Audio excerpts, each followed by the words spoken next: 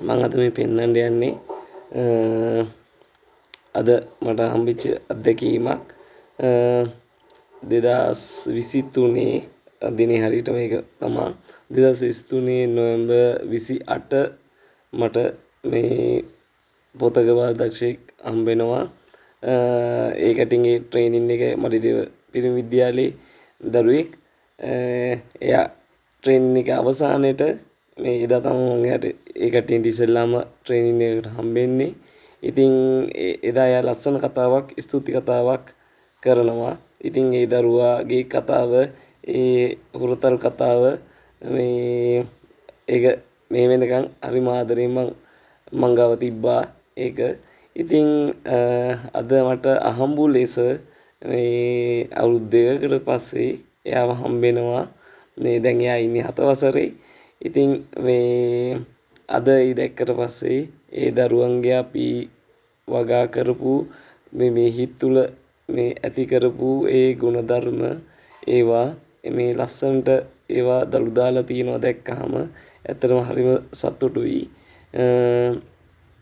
ඉතින් ඉස්සරහ වීඩියෝ එකේ බලා ගන්න පුළුවන් ඔය කට්ටියන්ට ඒ කතා කරේ කොහොමද? ඉන්පස්සේ එයා කතා කරේ කොහොමද? අවුරුදු දෙකකට පස්සේ ඒ ගුණධර්ම දරුවන්ගේ තියෙනවා දැක්කහම ඇත්තටම සතුටුයි. ඒක තමයි විය යුත්තේ. අපේ බාදක්ෂ ව්‍යාපාරයේ වේවා අනිකුත් දෙයක් වේවා ඒ දේවල් වලින් අධ්‍යාපන රටාවෙන් විය යුත්තේ ඒක තමයි. අපි බලමු.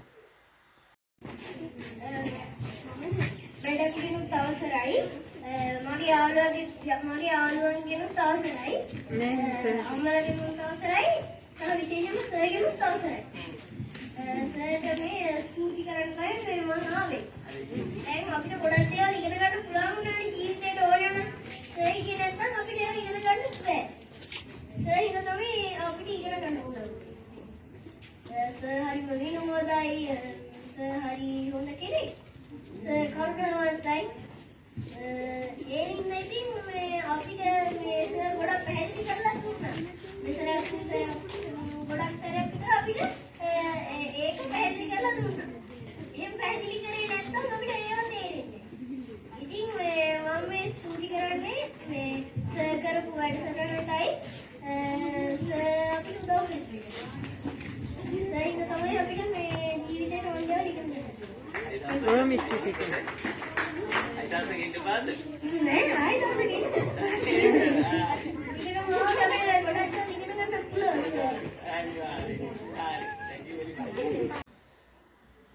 ඉතින් එහෙම කියන පොඩි කෙනා ඊට පස්සේ අවුරුදු දෙකකට පස්සේ එයා එතකොට මට මුලින් හම්බුනේ 5 වසරේදී අවුරුදු දෙකකට පස්සේ 7 වසර දැන් එයා ඉන්නේ.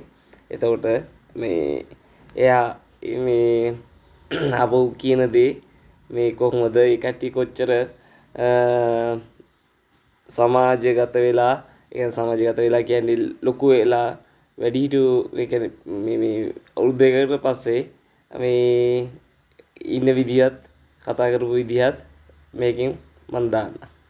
සර් විහිළුවට අපිට අපේ සතුරු ගණන් මෙච්චර උගන්වන්නේ. කියන්නේ සර් නම් ඔහේ ලියලා ඔහේ දීලා දෙනවනේ අපිට.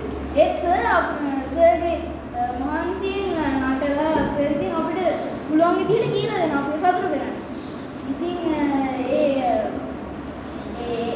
ඒ වගේ විදිහට අපිට මතක හිටින විදිහට ඉගෙනනවට සහ අපිට අලුත් අත්දැකීම් දුන්නට ස්තුතියි සර්. තව අනිත් නියෝජිතයන්ට ස්තුතියි.